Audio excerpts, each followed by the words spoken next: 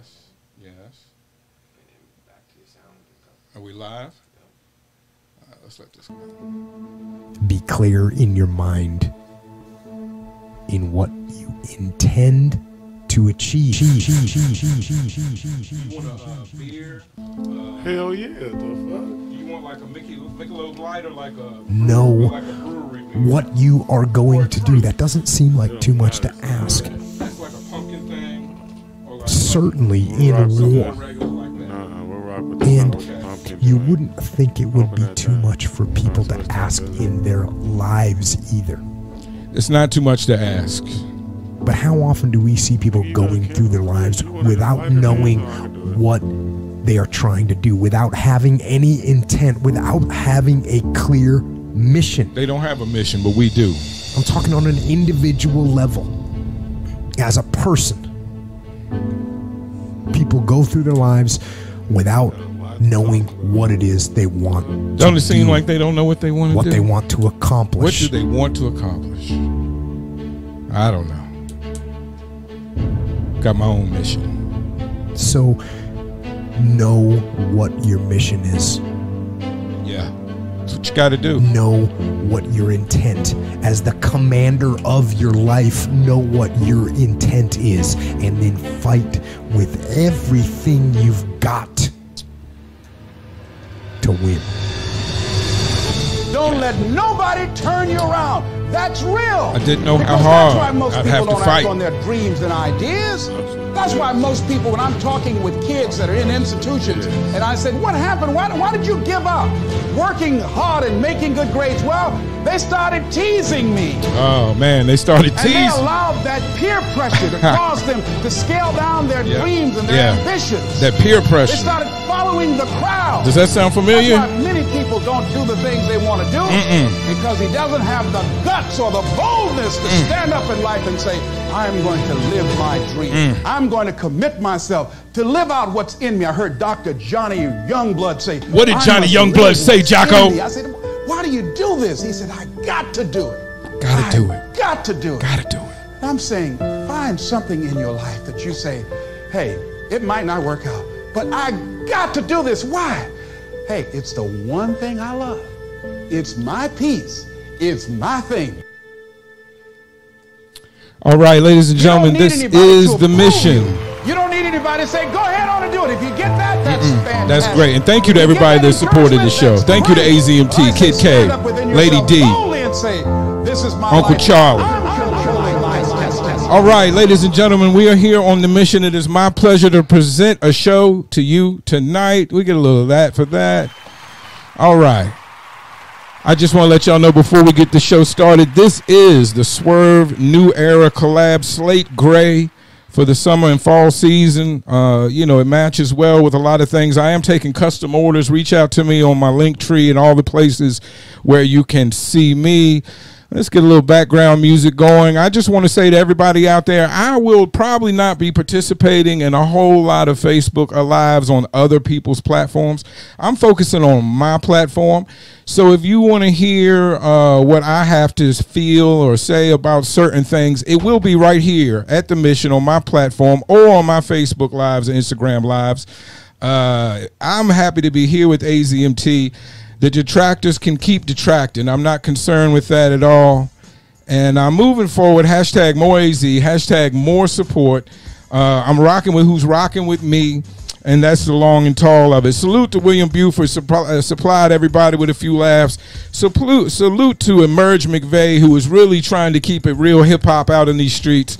And that's about all I've got to say about that tonight. Tonight, I'm really excited to talk to my guest. This is the first time him and I have been able to sit down and speak together and really like put our heads together and speak facts and a little bullshit as well. We've worked together numerous of times. I met him at my first show in the Valley at Creepsville many years ago. Where I was first broken into this Phoenix hip-hop scene with Sativa and Loud, the 411 show. Thank them for putting me on at my original start. So thank them. That was at Creepsville. Tonight, ladies and gentlemen, without further ado, please give a round of applause for WEST CRAV in the building. As I said on the flyer, artist, entrepreneur, and dad. I think sums it up. Yeah, I'm a porn star too, man. Wow. Okay. Well, we'll talk about that. We'll talk about. Let's build. Let's build and get to that. Let's build. We don't want to. You know, if you're a porn star, you know, we don't want to pop too fast. Pause.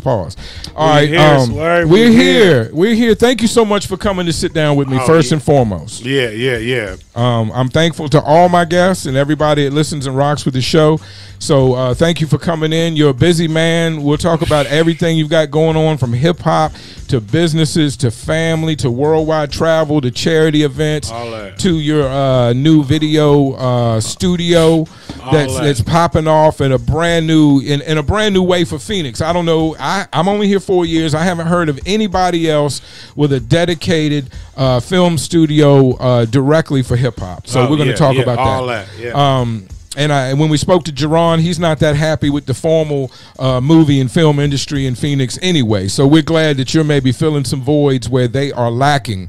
Definitely. I'm going to let you try to do a lot of the talking tonight. I'm interested to hear your story. And since this is our first time talking, we can come back many times. But tonight, let's just start at the beginning. Where did you grow up at? I'm born in Fairfield, California. You know what I mean? I'm from the Bay Area. Okay, Fairfield's a new one for me. That's the Bay. It's 707. It's probably like, you know, like it goes Vallejo, Fairfield, you know, Vacaville. You know, it's considered the Bay Area. Okay. You know, all my family's, you know, really from Fairfield and Vallejo, from the Crest. You know what I mean? Okay. You know, growing up was rough. Okay. Was real rough. Right. Okay. Let me say that. You know, moms and you know, dad on drugs, and you know, I'm a '90s baby. You know what I mean? So that's rough. That's what it was. That's what it was. And then I came out here, got into. Let's get to the story though. I had You good? I got into some people want, you know what I mean, got into some trouble out there. People looking for me. Pops is like, well, shit, I'm out here in Arizona right now. He had came out there a couple months before me, and I'm like, I don't want to go. I'm gonna just stay out there. So he left me the car. So I'm in the car sleeping. He had put me in college. Just for reference, what age is that we're speaking of? Were you 17? 17. Okay. Yeah, 17. Okay. So I'm going to college. You know what I mean? I just graduated high school. My dad put me in ITT Tech. Okay. Right before coming to Arizona, and then he left me his car. So I'm going to college, sleeping in the car. You know what I'm saying? And got all my books in the back. You know what I mean? That's tough. Still rough life. Yeah, got into some shit because, you know, I'm doing this and doing that, trying to get gas money to go to school, do all that. Because I'm going to school in Sacramento. Sacramento's like driving from Glendale to Chandler. Wow. Okay. You know what I mean? Yeah. And Monday, Wednesday, Friday, I got to drive back. So I'm doing what I got to do. Right. You know what I mean? To get this gas money. Understood. You know what I mean? So I'm doing that Monday, Wednesday, Friday. Did that, and I got into some trouble with some people. Can I stop you just to ask a quick question? Let's do it. When you're in that situation, just because, God bless, I've never experienced it. Where is, if you want to give somebody some advice, where is a good place to park at night? Where did you? A cul-de-sac. A cul-de-sac. A cul-de-sac. Okay. Yeah. Right. Dead end street, not much traffic. Yeah, that's where you want to park. Just turn the lights out, get low, and I mean, you just park. I had all great advice. I'm just saying, if it ever gets that way, I want to know. Okay. That's where I please continue. I apologize. And then got into trouble, and then Pops was like, "Yeah, well, just come out here with me." So I came out here with my dad. Like I said, like I tell everybody, I came out here with two shirts and a pair of pants. You know what I'm saying? That's what I came in Arizona with. Okay. You know what I mean? I'm 18 years old. And then when I get here, my dad actually put me in college. Okay. He put me in college, and then... Well, Dad was trying his best. He was looking out.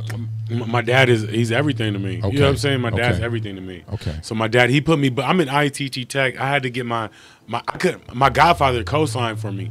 I couldn't get in. My dad's credit wasn't good enough. Okay. So I mean, if it wasn't for my godfather, it wouldn't be. You know what I mean? Mm-hmm. My godfather co-signed. He had the credit to co-sign to get me into college. You know what I mean? So I went to college. I'm gonna skip ahead a little bit because I know we got some shit to get to. But no, take your time. I mean, your schedule's my schedule. If you're here, I'm here. Take your time. Well, we here then. So we're here to flesh it out. That's what we're here to do. I mean, I'm in college, right? So I'm going to college. I graduated college with a 3.69. Incredible. I dropped out second year. So highest honors. Respect. I got my degree in computers and electronics. Okay. You know big, but smart. I want to go into a story about that because yeah, go ahead. When I first got here, I was bullshitting, you know what I mean, trying to get at the girls, sitting in the back, do all this, and I was with this dude and my dude Steve, right? And my dude Steve had got kicked out. He got kicked out. He had to pay all the money back that I didn't have the money to pay back. Right. So at that point, I think that's really changed my life because at that point, I sat in the front of the class and I got with this other dude named Steve, who was the smartest dude in the class. He stayed right down the street from me. He used to pick me up and drop me off from school every day. We got together, right? And I mean, we used to school ended at 4 o'clock. We was done at 11. It's college. We was done at 11. Wow. You know what I mean? We come in at 7:30. We done by 11. Okay. You know what I mean? Like we was on top of it. At that point, I graduated with 3.69. I got straight A's, highest honors, right where I was at. You know what I mean? So that's an incredible achievement because, like I said, I dropped out. Let's say flunked out. Yeah. Because you know, I was used to a different life and being a little restricted, so I got free and got some freedom, and it overtook my mind. You know, hanging with girls. You know, it didn't have a lot of money, but just being able to freedom to hang with girls and do what I wanted to do, I made bad decisions. Yeah. And I look back now and think if I had smart people around me, I just wasn't smart enough to click in with them and just do what they were doing, and I would have been okay. It sounds like that's what you did. You clicked in with dude and just maybe not did just what he did, but let him influence you in a good way. We sat in the front of the class. We sat in the front row. The first two, that was us. We sat in the front of the class. We took notes together. We were so in sync. And he's a hillbilly white dude that listens to country music. And he used to pick me up and drop me off to school every day. If it wasn't for him, I wouldn't be as far as I was. Right. You know what I mean? So and I graduated with a 3.69. Yeah. With highest honors. Yeah. You know what I mean? That's a big deal.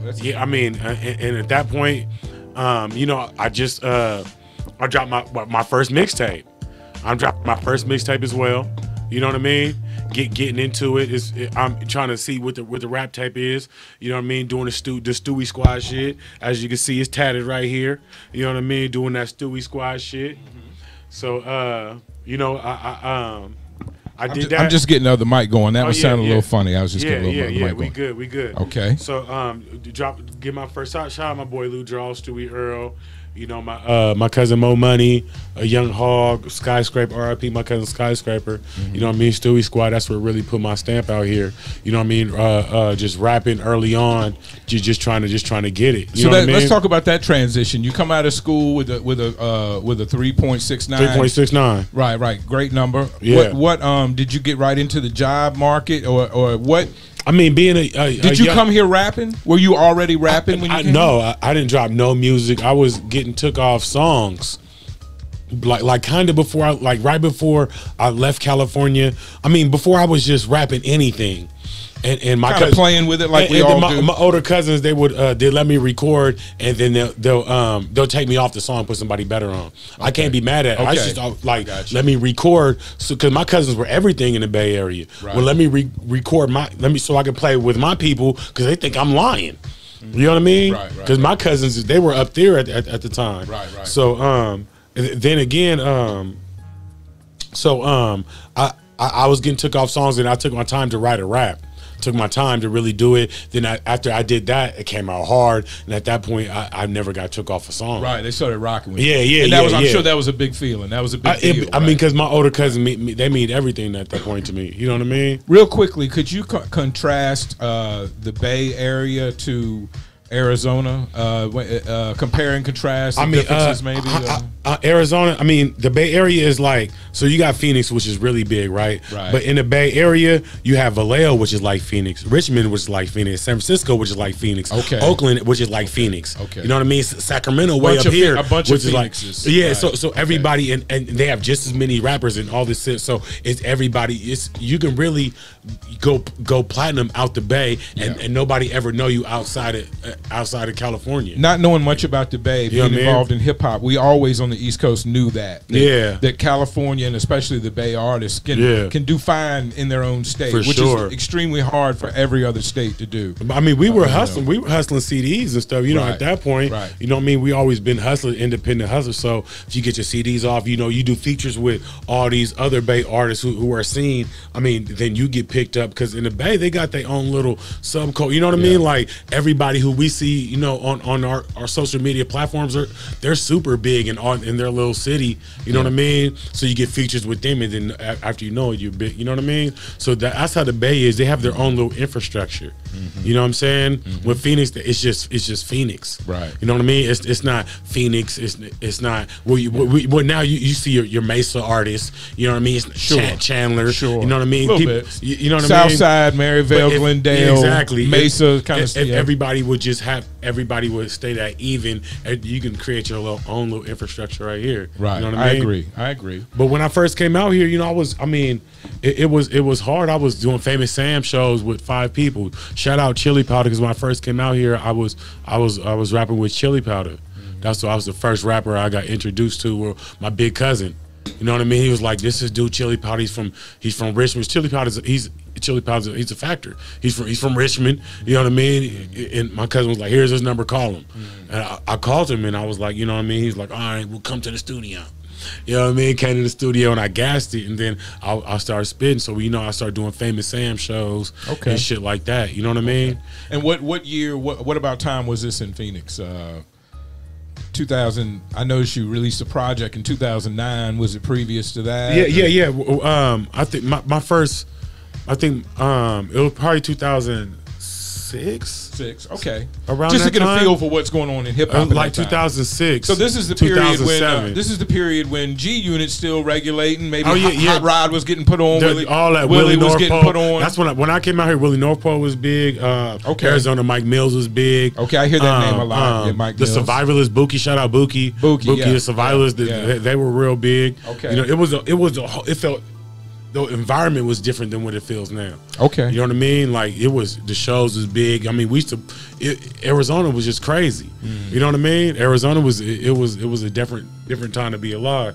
But anyway, I started doing dropped my first mixtape, doing all that, and then doing shows at Famous Sam's. You know what I'm saying? Rocking with Chili Powder. She showed me how to do it.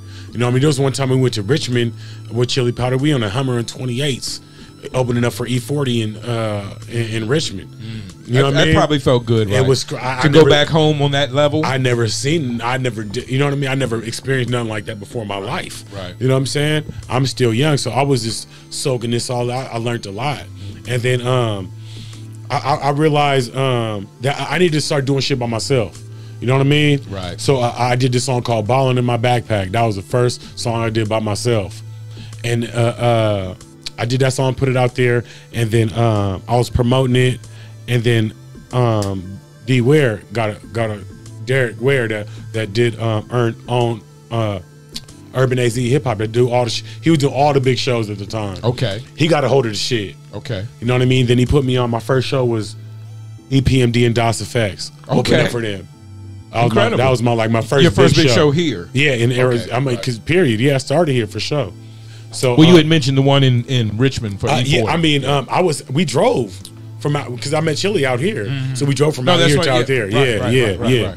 So that was. So you got a couple big shows under your belt early on. That was like my first, for sure, for sure. But like just seeing and getting into the environment and seeing everything, especially at the Celebrity Theater, because that's a whole different environment. Oh, you played the Celebrity? I DJ'd there for an event. That was my first big show. Opened up for EPMD and DOS Effects was at Celebrity Theater. It was just different. Shout out Mercedes. I'm gonna shout out Mercedes a lot in this interview, but shout out Mercedes. No, that's all good. The Circle stage is incredible. That's a different experience. Like I mean, if you don't get that spin, you're not a real artist. You know what I mean? Right. I'm glad. I didn't get the spin one time, but most of the times I got the spin. Right. You know what I'm saying? They won't spin you if you're not a real artist. But I mean after that, you know, I didn't French Montana, Jay Holiday.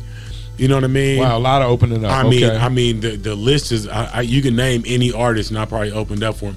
And that's on the love of me just rocking. That's on the love of Derek liking my music, me rocking the stage. You know what I mean? And then Mercedes, the love that Mercedes had for me.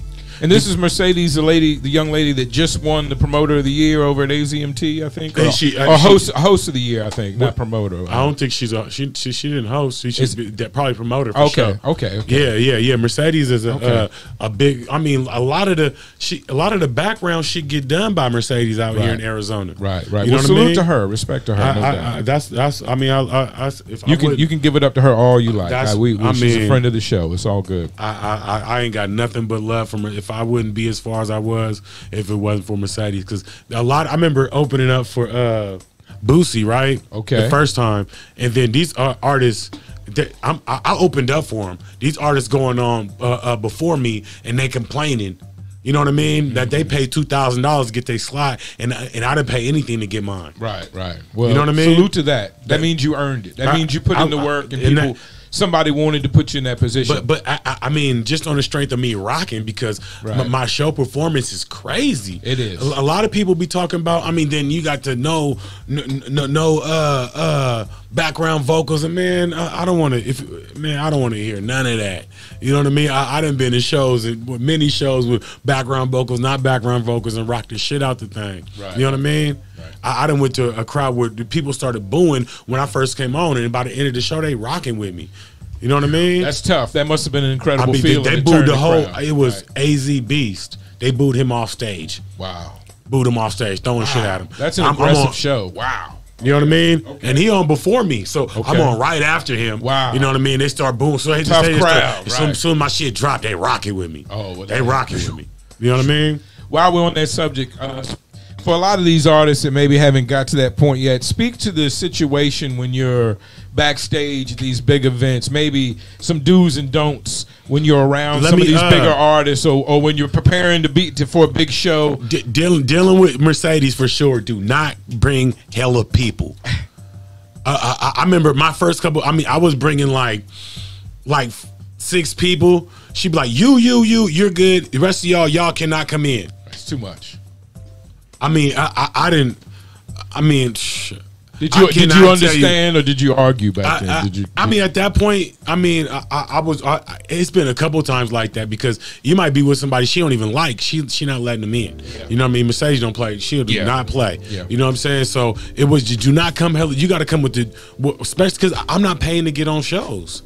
Right. I wasn't paying for. You know what I mean? Right. It makes a difference. So do that, and then just be humble backstage, because I remember backstage I was smoking with Lil Boosie, you know what I mean, and he just humble, you know what I mean, because at that point I only got me and like one other person, because I couldn't bring that. And he's like, you in here? Just he came in there and blew with us, you know what I mean, and it was you know what I mean.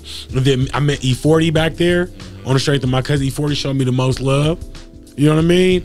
It's just, I mean, you really got to just be humble backstage. Do not bring hella people. If you can smoke, but just stay out the way, because there's people, you can't be in the hallway and all that type shit. Yeah. You know what I'm saying? You want to just... Be out the way is good advice. Be out the way. I'm like a switch. I got that turn on. You know what I mean? I could turn off, be chill, and then turn right back on and just really just turn up. I really got that switch, because I done so many shows. Swerve, I done so many. No, it shows. That shows Swerve. When you see your performance. It's so obvious from the start, and we can start back at Creepsville. You had some kind of sponsor, and we'll get into all that business too. But you brought out like a mason jar full of weed, and were throwing buds in the crowd. And you had a white fella looked like he was from the dispensary with you that was helping you distribute. I don't want to get nobody in trouble. This is this is back then when it won't necessarily. Mexican Mike, shout out my dude Mexican Mike. Mexican Mike. Shout out Mexican That was Mike. Believe it or not, coming from the East Coast, that was my first experience of being able to actively smoke, and where people were giving away. I had brownies. We blew the building down. Blew the building down. Oh boy! So much so that everybody had to leave around midnight. People was gone. Everybody got too high. Everybody was left out of there. But it was a great time while it lasted. Yeah, we blew, and that's when you battle rap. That's why I came in. I DJ'd the show. This is how hard, and I want to give this as a message to the youth. I DJ'd the whole show and battle rapped, because at that time I was trying to get in where I could fit in. I was trying to assimilate myself with the scene. So I was open and looking to do anything. So yeah, I DJ'd the night, and Marley Park and I battled. I battled a couple other people to get to Marley Park, and unfortunately, by the time me and Marley battled, I beat the other two gentlemen.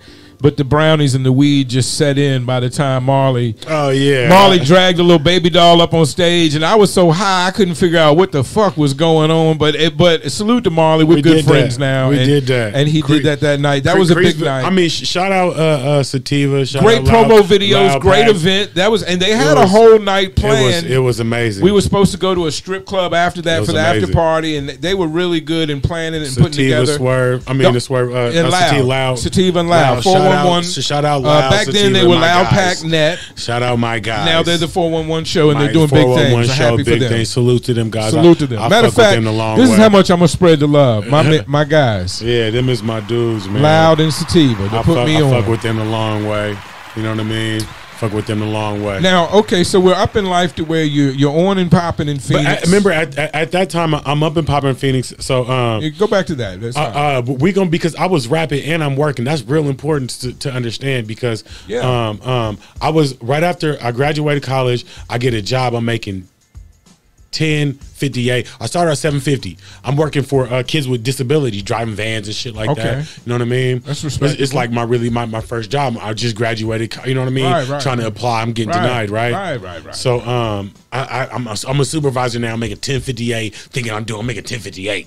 You know what I'm saying? Thinking I'm doing it right. Went to this interview. And then they called me back saying I got the job. I'm like, damn, how much I'm making? Bitch, like $21 an hour. I'm like, who? I didn't even think people make $21 an hour. Right. That's how stupid I am. I get it. That's how dumb I am. But that's why niggas. I was like, who making this much? Niggas make this much money? Right, $21 an hour. I'm making $10.58. Right. A supervisor. You were good at $10.58. I was thinking you off the chain at 21. I had a Cadillac Eldorado 1990 with two 12s in the back. You know what I'm saying? I was cool. I'm 20, you know what I mean, 21 years old, 20. It was a simpler time, and I know from what I've heard that it was probably financially a lot easier to live in Phoenix at that time. I mean, we've certainly had a big boom lately, but back then, it was easier for everybody. But I get the feeling that, you were probably doing pretty well financially at $21 an hour. I was staying with my dad. You were still living. I'm young. I'm 20 years old. You're doing super good. That's when I first got the job. Yeah. So I first got the job. I get the job, and I start working there, and then they send me to Portland for 6 months to go train. Okay. I'm 20, right? This is how stupid I am. I'm 20 years old, right? I'm in Portland. My mom stayed in Tacoma, and my sister stayed in Seattle. Okay. Right. My cousin stayed in Seattle. So I'm in Portland, right? I just get the job. I got a rental car. I'm staying at the Marriott. I'm 21 years old. Right. You're 21. I'm a nigga. Like, I'm a real nigga. I'm in the hotel. Right, so I'm doing this training. I'm driving to Seattle every week, buying 100 pills at $4. Coming back to Portland and selling it for like $20 a pill every single weekend. I think that qualifies for what you described. I'm just dumb. You got a great job, but 100 pills. But let's flip that. Let's turn this finance into more finance. I'm a dummy. Yeah. I'm 100. I'm on the freeway riding by myself, risking it all in a rental car. Company. I hate to copy. Dummy, 100, not 10. I'm getting 100. Right, you're getting 100. But let's talk about that for a minute. Crazy. How much profit? I'm sure this is a long time ago. How much profit were you making off 100 pills? I was selling them. You making $3 a piece, $5 a piece? How much you make? I was making way more than that. $10 a piece for sure. That's what you were taking after you paid for them and everything. For sure. Paid the gas for the freeway and everything. I'm for sure more than that. $1,000 or better. I mean, sometimes I would trade for weed because it was hard to get. I didn't know anybody in Portland, so I found Seattle the plug. Got good weed too. Right? It was amazing. Yeah, I found the plug. Like, dude, I used to trade pills for weed. Because the dude, he used to grow. I didn't know, so a lot of my pills went for getting tricks. I blow a lot. Right. You know what I mean? Right. But other than that, I was $25 a pill, $30 a pill. I was dumping. So you set up shop in Portland. Dummy. Summer vacation from Ice Cube. Dummy. You're in Portland with a good job. I'm in Portland. But still hustling. Dummy. 1 foot in the street, 1 foot in the office. Dummy, 21 years old, right? I got you. And then they your frontal cortex has not fully formed. I'm a nigga though. Like, but that's I'm what I mean. You're not thinking this shit through because your brain is not fully formed yet. You're only 21. I only been in Arizona a couple years. I'm from the Bay. Right. Like, this is what we do. Right. Like, I was Mac Dre was real big. I'm into popping pills. That's what we do. I'm 20. I'm thizzing. Yeah. I'm thizzed out. So that's what we do. So let's hope this story has a good ending. What happened next? We still here. What happened next? I mean, but luckily, I left Portland and I went to. They sent me to Ireland for 9 months. Hard to get it popping over there, but I did not get it popping over there. All right, okay. You know what I mean? I did not get it popping over there. That's a good thing, kind of. Yeah. I mean, it allowed me to. Just see other people, the country language, different feet, bitches. Yeah. You know what I mean? White girls is thick as fuck out there. Yeah. It was the crazy. funny thing about Ireland. I'm in Ireland. They have a relationship to the African coast. I won't go into the history, but that's I have a theory. That's why a lot of times I think you see the redheaded guys with the sisters, but that's another thing. But I mean, so they received you well. I'm still young, so I mean, we go to the club. It was cool. Is this your first time out of the country? It was for sure. I never been that many. Still never been to the East Coast. Because you're still a gentleman from the Bay, right? I never been to the East Coast still. Okay. To this day. To this day. Yeah, exactly. Skip straight over to Ireland. Okay. We went straight to Ireland. Potatoes and shit. You like French fries? You know what I mean? We was at the chipper. Okay. You know what I mean? Yeah, okay. Fish and chips. Okay. I'm driving on the other side. So how long did you stay in Ireland? 9 months. Did you get your own mug at the local tavern and all that shit? Oh no. But I definitely But you got to know people well. I got out drunk by a girl drinking Guinness. Like, we hit the club, found hip hop clubs. Yeah. You know, I had a hash man that bring me hash, like on a horse and chariot. Okay, like it was. I went to Amsterdam twice. Okay, that horse and chariot. That horse and chariot hash hit different, right? My dude Patty. Patty, of course his name is Patty. Marcus, what do you want for today, Marcus? I'm coming down for today, Marcus. Okay, Marcus. Yeah, for a black guy, that's pretty good. No, that's pretty good. Yeah. Pretty good. He was a pikey too. I can tell you spent time there. Yeah, he was a pikey. So a pikey, describe that to people. That's like it's like underground or the street of Ireland. It's like a trailer trash Irish dude. They're like respect to the pikeys. I mean, it's like they had the better drugs. Let's be honest. He was super cool. You can just tell he'll box anybody. Yeah, he gets they like to fight. They like to fight. He's on the road, horse and chariot. Yeah, he's that Cameron shit. He don't horse and chariot. No Cameron. He's on the back of the chair like I've been like horse. He pulls coming up with the drugs. The horse pulls up. The horse been tired. He's been running horse all day. He's running horse all day. He comes because people like drugs. My dude Patty. People like drugs. The hash Patty man. was Patty was coming on the horse and chariot. Hash man. Patty. Man, respect to your worldwide. So this is the beginning of Worldwide West. It's the Worldwide West. That would definitely begin. Open my eyes up. Passport stamps. Amsterdam went twice. Red light district. I'm in a coffee shop. You know what I mean? Doing that. Back then when smoking weed legally wasn't so popular. It was rare. In Amsterdam, they give you the menu. Right. I had the menu. Back then, I had pothead dreams of going to Amsterdam. Oh, my God. Heard about it. Oh, my God. Saw videos, just never went. I had to go back. Red light district. There's girls here. Yeah. Miles. Yeah. It was amazing. Just things men like. Just right there. God. Okay. The baddest bitch. Let me tell you. How did that affect you when you brought that back to America? I was young. I was like, no, what you're still like 22 or something, right? Man, I'm like, what the fuck was going on?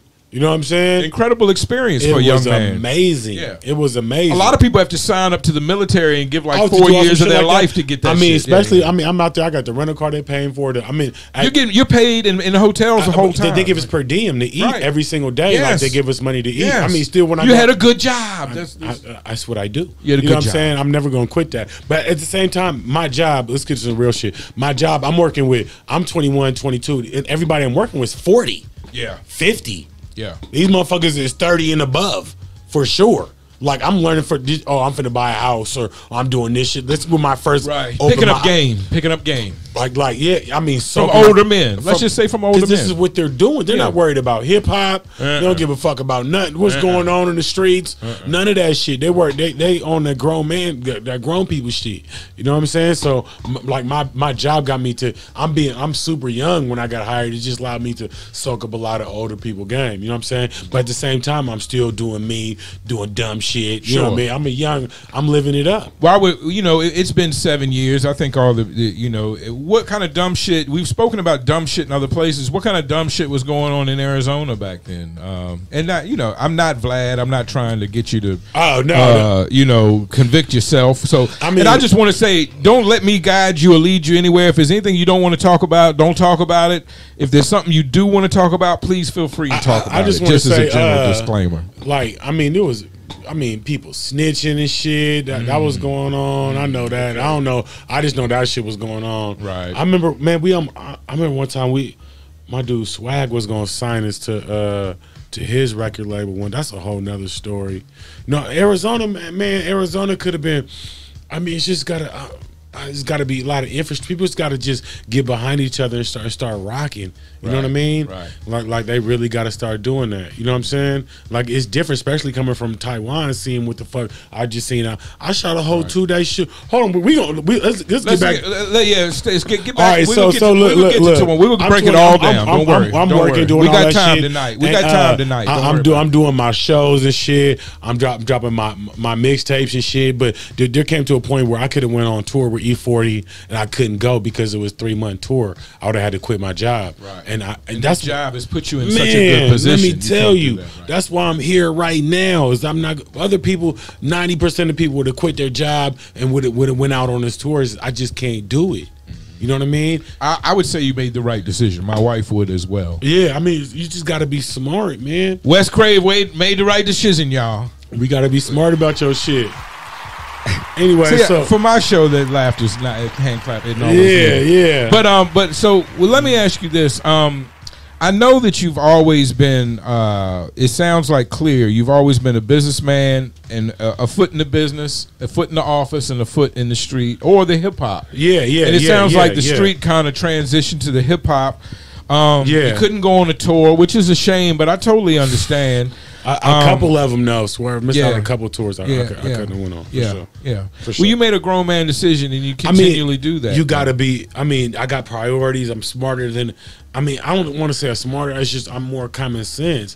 There's people chase a lot, especially for my people being African American. They're chasing the wrong shit. Yeah. Like, we don't own a lot. You know what I mean? So once I bought my first house, I was like, man, we got to start owning a lot. You know what I mean? While we're on that subject, I want to make sure we don't miss that tonight.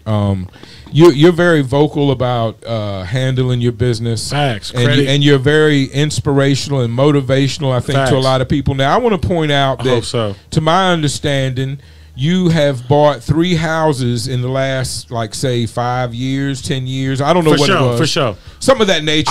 You bought a couple of them in the last 5 years. 3 to 5. In the last 4 years, I bought 2 houses. Right. I currently and you already had one. You bought 2 more. Now you own 3. I currently own 3 houses. Now this is at a time when, forgive the youth, but this is in a time when a lot of our youth are complaining about not being able to afford rent or not be able to afford this or can't move out of mom's house because I can't afford to buy a house. And you bought 2 houses during the same period of time. Now, that speaks to me to an incredible work ethic, but also an incredible discipline. Can you just speak to your motivation personally for making these moves in real estate and why you obviously feel real estate is a great investment? I mean, first of all, you there's let me tell you this. No matter how for the people who's rapping, no matter how much you think you're popping, there's somebody in another city who's popping 10 times harder than you, and they'll never make it.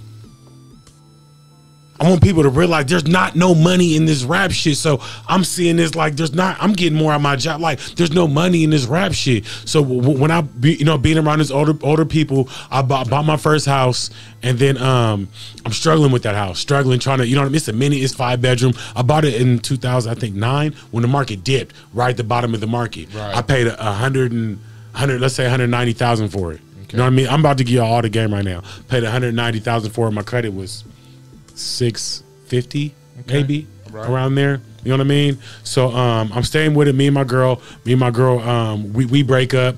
You know what I mean? And then I just have a kid. The shit, I'm staying by myself at this point. 5-bedroom, pool, spa. You know, Big house to carry on. It was too much. So Big at that point, I moved in with my dad. Okay. I rented the house out. Was the smartest thing I've ever done. Right. Rented the house out. Started making money on it instead of spending money. At that point, I'm breaking even. Okay, I'm just breaking even. But it's cool. You're paying the mortgage. I don't have to pay that mortgage. Right. I'm staying with my dad. I get bounced back because it was killing me. I'm months behind trying. You know what I mean? By myself, it was just hard for me to pay all the bills by myself. Understood. It's a huge house for one person. Exactly. So the house is being rented out, right? And then at this point, right. A couple years ago, I rented the house out. At this point, I'm like, man, I'm tired. I rented this house out. I'm paying, I don't know how much at the time, $1,400, $1,500, whatever. You know what I mean? I'm like, damn. Do I want to? Lease about to be up. Do I want to? You know what I mean? Do I want to go rent out another house, or do I want to go? Because I can buy a house and have the mortgage cheaper. No, I realize I can do. Since this house is being rented out, it's not considered debt. You know what I mean? Whatever I make is considered income at that point. Right. And so it's not considered debt. That's what you got to realize. It's not considered debt. You know what I mean? It starts working for you, not against you. But I mean, it's like I never bought a house. So it's like I can go buy another house like it's my first house. You know what I mean? And that's why I moved out of that house I was renting in. And this first time I've been in an apartment. I mean, well, since, you know what I mean? I was like, I'm moving in an apartment, a little 2-bedroom apartment. I stayed in there for a year, grinding it out. Save, 15, I think 17,000. And I put that down on the house I'm living in right now. You know what I mean? I put that down on there, pay $275,000 for the house I'm living in right now. You know what I mean? So I'm in this house now. Mortgage is lower than what I would have been paying for rent. House dope. That's what I said when I meant not only the hard work but the discipline, because that extra 15, 17 you made working hard could have bought a lot of jewelry, could have bought a lot of J's. I mean, you don't even you could have financed your own shows. You could have brought E40 or Too Short to Town. All of that. You could have financed a mini tour, whatever. All of that. I mean, I'm not in the first of all, I'm not in the raping artists for their little bit of money. I don't want to charge just to get that. I don't want to put on the show, and I just don't want to do that. God bless you. You know what I mean? I don't want to even want to get into that lane. And then at the end of the day, most people, I know a lot of people that got big chains, Mercedes Benz, that going back to a 1-bedroom apartment, 2-bedroom apartment. Yeah, and they might be renting out a big house that they renting, but they mama in an apartment. Yeah, it's not good. And that's why we get into the second story where I just bought my dad a house last year. Yeah. Well, that's the part I wanted to get to, and I want to speak to how you said your dad always looked out for you, and I've unfortunately lost my dad, so this hits a big sentimental bone with Swerve. Maybe not through hip hop, but through your hard work and your business acumen, you actually bought a house and put your father into it. Yes, I just want to say, without going any further, that gets ultimate. I'm a guy that is a family man that comes from family men. We believe in taking care of our elders. We don't ship them off. I'm old school like that. So for you to buy a house for your father, I mean, speak to that one, but also, oddly enough, that, unfortunately, sometimes it's, everybody wants to buy their mama a house. I'm glad you looked out for dad. My mom passed. But I'm sorry to hear that. But speak to how much pride and joy that must bring to you to be able to do that for your father when he looked out for you so much. It's discipline, because my dad, I'm going to get into the real. Just my dad, during the pandemic and shit, he missed the papers to get his little mortgage shit, so he ended up losing his house and then moving up with my sister. So my dad's just doing bad. You know what I mean? Right. He's just not the same. Right. So instead of just, most niggas left their dad there, and you know what I mean, went and bought did whatever. Like I work 60-hour weeks. And I on my first house, you're able to cash out refinance. Yes, that's the thing. What it's called, you're able to get a lower interest rate. Because for the people at home, you gained a lot of equity in that first house. Crazy because you bought low. Crazy and amount. In the market in Phoenix, Arizona, all around has gone way up. So you gained a lot of equity in your first investment. Exactly. Way more than you would have probably made if you put that money in the stock market or other places. By far. But go ahead. But when I cash out refinanced, see, this is what it is. I was able to I didn't take that much. I think I maybe took like 20,000. Cash out refinance. I was able to just take 20,000 out, get a lower payment, a lower interest rate, and skip a month. And this is my rental house. These people are making the payment. I got a lower payment. Right. Got 20,000. You're making more monthly. Exactly. So I took that 20,000. Got to skip a month, so you got to keep one month is all to the good, man, all profit. People know about that. Real niggas know about that 1 month that skip a month. That real niggas know about that skip a month. A couple of us white folks know about it too. We all niggas at this point. You know what I'm talking about? You right. But so I got to skip them, but 20 grand from that, and then the rest of the money I just saved. I saved end of the day I put 50,000 cash down on my dad's house. And trust that 50, that job, you stayed in the same career path of that job that when you got that $21 an hour. So like Fat Joe says, today's price is not yesterday's. Tomorrow's price is not today's price. Let me tell these people, man. You've been making good prices on the up and up for 10, 15 years now. I've been 10, 12 years. 15 plus years. 15 plus years. I've been making over 100,000 a year for the last 5. Right. Over 100,000 a year. So do you know it's probably unfortunately it may be less than 30 rappers that could say that.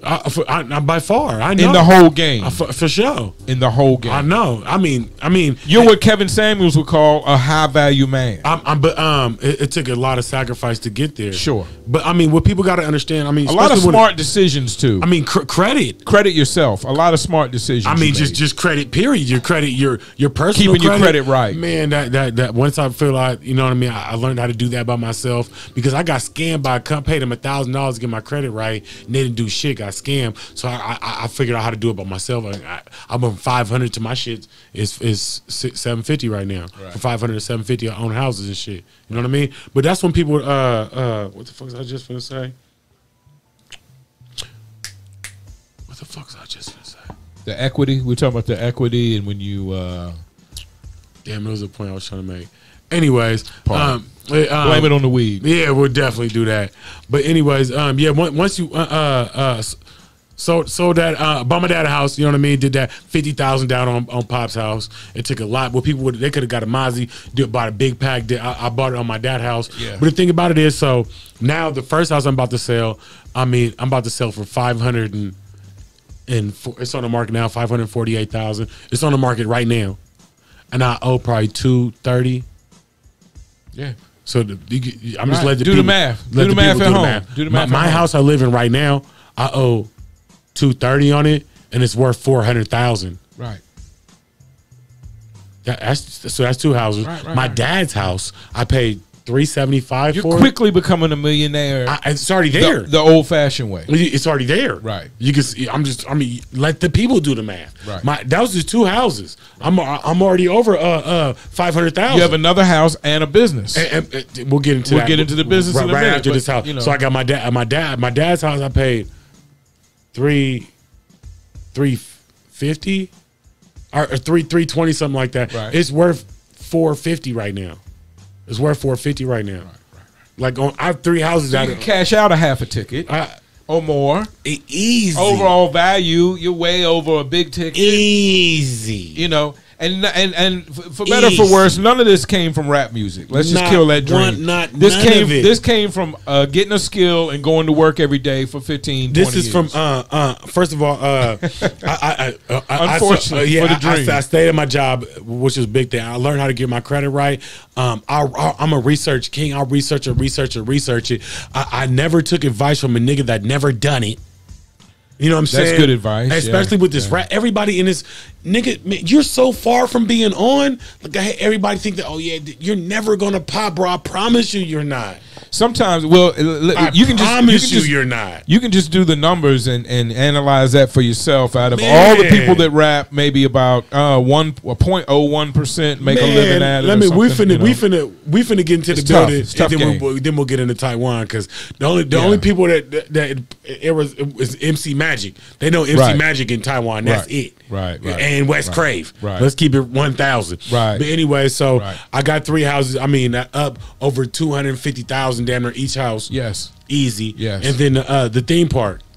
So last year, right, it was like November. I'm like, man, no, it was like around this time. I'm like, man, but I've been talking to Bishop about this idea for years. Like, we just, man, if we, you know what I mean? Because we're tired of going to this one location. I don't want to put that one location out there because I don't want to be. But we just shot 10 videos at this one location. Everybody's still going to that one location, which is crazy. Y'all better come with the deal. This deal we just put out there. But anyways. So I'm like, man, if we just do a bunch of rooms, you know what I mean, do it like this, I think we'll be able to win. You know what I mean? Jail cell was real important. I wanted to do jail cell and a courtroom. We couldn't get the courtroom because just so they know, we're talking about, what's the name of it? Theme Park Video Studios. Theme Park Video Studios. Yes. Now this is a location, and videograph guys, filmmakers will understand what's going on. They have ready-made, built-in sets ready to go, and a bunch of them. Yeah. From a prison to a schoolroom to a graffiti room. I've seen some of the rooms. All of them. The money room, the hip-hop room. The money room. They're constantly getting updated and changed around. So even if you've already done a video there, you can go back and do a video 2-3 months, a quarter later. I'll be in there Thursday doing an all-white room. Thursday we're doing an all-white room is crazy. The green room. We're doing the green screen room on Thursday. Take that. You need to get P. Diddy up in the all-white room. Sounds right. Yeah, we do but so Theme Park Video Studios. Yes. And you have gone into business with Bishop 57, John Bishop, did not. Correct? Or is it? We're not going to go. I did not going to. Bishop was. Y'all are just affiliated. This is your business. This is definitely my business. Bishop was somebody I was trying to bring along. We had some, you know what I mean? I love Bishop to death. I'm going to just say that. You know what I mean? I love Bishop to death. But this is definitely my business. I went in with Blaine, who does Valley Vision. Okay. I'm familiar with Valley Vision. Me and Blaine are partners. Okay. You know what I mean? So we put that together. I mean, so far, I mean, I lost 40,000 on the barbershop and tried to do 3 studios in the back like 4 years ago. Right. So I was real skeptical about doing business. You know what I mean? Sure, it's scary. So I learned a lot. Investing like that. I learned. Scary. I mean, because this is some big money. I'm not getting a loan. I'm not getting grant. This is money I save up. Right. Like coming out of my pocket on my credit cards or something. You know what I mean?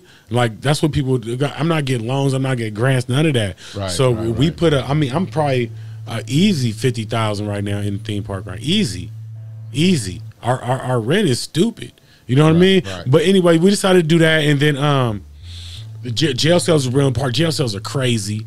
They look so authentic. Yeah. And then we couldn't do a courtroom, so we decided to break it down. We have classroom. We have 13 different theme rooms. People can go in there. A lot of people shot there already. Shout out to Arizona for getting behind us. Shout out to Fox 10 News for supporting us. We were on the news twice. That was real big. I saw the news clips when the news supported and came out. And it was a shot in the dark. I emailed them, and then they got back to me. Was like, yeah, we'll send the camera dudes. The camera dude, you know, I came. He didn't even come in with the camera. He just walked in to see what it's about, and he was like, oh. Okay, well, let me go get my camera. You know what I mean? Got his camera. We just had hella fun. Yeah, it looked like it. And then the second time that we did live, it was like 10 minutes. It was all live, and that was a couple months ago, back in I think March, back in February. You know what I mean? So they came live. Shout out Fox 10 for supporting us. Yeah. Like we're doing this for like I have not shot one video in there. Of my own, I've not shot. Else, right? I'm not worried about. I mean, we're trying to do this for Phoenix. You know what I mean? Right. Like, I mean, well, that's a huge resource, and I want to highlight it again. I mean, we about to give you respect and salute you because that's something that the hip hop community didn't have, and now you've brought that. You've taken your business acumen and brought it to the hip hop community, and now they have something that we didn't have before. Our shit is quality, though. That's the thing about our shit is quality. No, definitely. And then we didn't just open up a recording studio. We opened up a theme park. Like it's different themes. Like you can go in there and shoot a whole video in there. There's a lot of studios. There's a lot of There's not many video places to shoot videos. And that's what I mean. If you want to go to shoot something in the jail cell, you got to go to LA. Yeah. Not no more. You go right there to Mesa to our spot, and our shit is. We got the visitation room, outfits, and everything. Our shit is official. Right. Like that's why we built it. Like man, we don't want to like. We starting to be a lot of video, a lot of movies, a lot of shit is shot out here. You know what I mean? We just wanted to. It was just a start to. I mean, Jacob Owens is coming out here. He's about to. Y'all support us because Jacob Owens is coming out here from LA. He about to do the same thing out here, and he got his building. He's building out right now, and his shit, he's gonna affect us a lot. You know what I'm saying? So y'all got to come out here and really just support us right now, because that's what we do. We did this for Arizona. Yeah. You know what I'm saying? This is the first of its kind for sure. Yeah. There's nothing like this in Arizona. That's different theme sets. That you can go 13 different theme sets. Jail cell that you can go into, and you can film a short film, a skit, music video. I can only imagine what a creative video director would do with that. All the different rooms. If you got the right treatment and tied the rooms together, it's just an incredible amount of things you could do there. And you guys, I just saw the other day, you're getting ready to run a special. Let's talk about the special. We're doing a special. I mean, normally you get the whole facility for a couple $100 an hour, including the jail cells. The jail cells are $300 an hour right now. Or besides the special, is $300 an hour. Yeah. Each room is like $65 an hour. We have 13 rooms. Right. We're doing $100 an hour, minimum 2 hours though. Okay. So $200. Okay. That's right. You know what I mean? You get in there for 2 hours and you book the whole, including the jail cell. Right. Book the whole building now. You bring your video guy with a quality camera, and you come down there with $200. Man, with a tight little edit, you could have an incredible video right here in Mesa, AZ, right down the street. I mean, if you're smart, you book 4 hours and shoot 4 videos. If you really know how to work, like these most artists do. If you got your shit together, we have get your treatments together. We have a lot of different places, like different stuff you can create, or a lot of stuff that's already created for you that you can utilize. And of course, you have a green screen room. Of course, I'm about to say less about. Of course, you got a green screen room where the whole room is green, so you can put yourself basically with a creative video editor in any environment you want to be in. You can definitely do that. That's one thing we have. Everything. I mean, we're doing new design. I'll be in there Thursday doing the white room, the black room, and the green room. You know what I mean? We have our hip hop room. I'm about to do ciphers. I'm trying to get Young Face, hip hop room. That'll be I'm trying to get Young Face right now. I got Big Doobie online. My guy Manfly's online. I'm trying to get Young Face. No doubt. Sincerely Collins said I think he'll come. Okay. He'll come out. I'm gonna get a couple more, and we're gonna I'm gonna do ciphers like once a month or once every other week. Okay. You know what I mean? With just 6 artists. These are live ciphers. Are live. Yeah, you know what I mean. Like they're recorded live. Like they're not recorded in the studio. They spit them right there. Right. You know whatever happens there that day, that's what goes on the tape. Yeah. So we're trying to do that and mix it. I think it'll be real big. It'll help us promote our building, and then it'll help other artists. They do this in the Bay. The Thizzler ciphers go crazy in the Bay. Yeah. Thizzler. You see the Thizzler? Y'all look at the Thizzler ciphers. They on there, they going crazy on them, and the beats be slapping. I got slapping beats that's already ready. I'm trying to get Young. Soon I get Young Face. I'm gonna lock in Young Face, and then I'm gonna lock in Sincerely Collins. I'm gonna lock in one more. Then I'm gonna shoot the first theme park video cipher.